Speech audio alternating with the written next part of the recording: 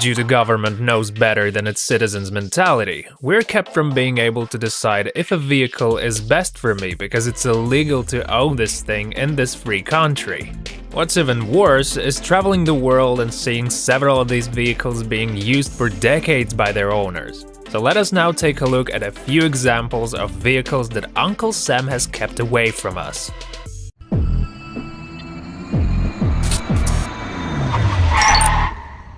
Toyota Hilux.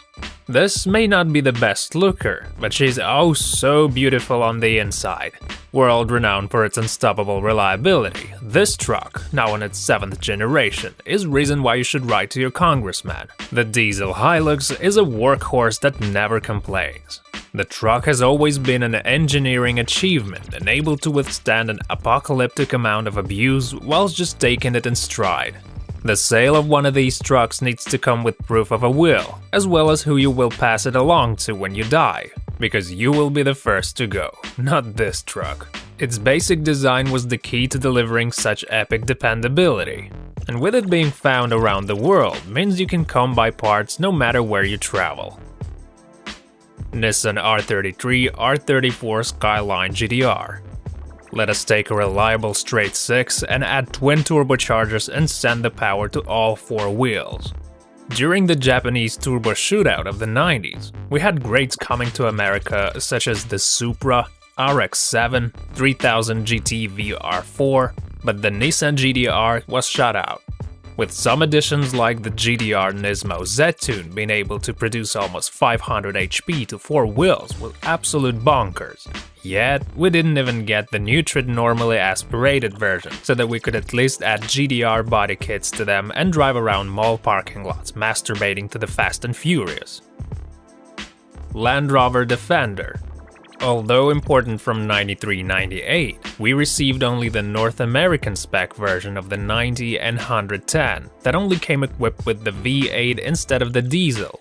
So instead of getting the reliable torque monster stump pullers, we received the 3.9L V8 that wasn't particularly reliable. Due to airbag regulations and slow sales, because few wanted the gasoline version, Land Rover focused more on the Discovery and Range Rover. As for me, I believe that if someone buys a Defender, then they're going to be more interested in a roll cage than an airbag. But due to the lack of diesel stateside, meant we were kept from receiving some great off-road capable 4x4s that can go around the world. Toyota Land Cruiser Diesel. A vehicle synonymous with world trekking. It's seen driving by everyone from oil sheiks to Aussie farmers. Its incredible reliability makes the Land Cruiser a prime choice for those who are traveling great distances. Backed with a powerful twin-turbo diesel V8, throwing down 479 feet-pounds of torque and a factory snorkel, means that you can get this off-road hippo over the river and through the woods. Sure, we have the great gas version, but the mileage is shit in comparison. Nissan Patrol. Like the Toyota Land Cruiser, this vehicle started out like the Willys Jeep, being small and utility purpose, but throughout the generations had grown to becoming a massive beast, yet still able to traverse sizable obstacles and harsh terrain. Once again, the diesel engine was bulletproof, but we couldn't seem to get our hands on them. Though the current generation Nissan Patrols are based off that hideous-looking Infiniti QX56, the 4th and 5th generations were brilliant. Volkswagen Amarok. This German truck means wolf in Inuit and packs some torque-producing inline 4 cylinders with up to 300 feet-pounds of it. With sleek and handsome looks, this truck could easily be driven on dates to nice restaurants where your lady won't hide her face.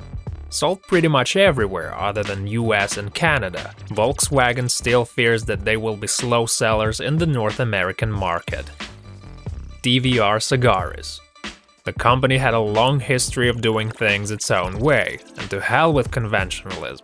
Building cars with bulb and plastic bodies and placing a big V8 was all they wanted to do. No ABS, airbags or amenities meant that you had a car built for true drivers that had to watch their ass or they would end up without one. The car was so unorthodox, yet sensational, and for not a whole lot of money you could own one. In the UK, Today, the company is under new ownership, but there's no movement on the factory floors. Though some TVRs are just hideous, this one I fell in love with. Ford Focus RS 500. Now you don't think of a Ford Focus as a street demon, yet this one was built to be one.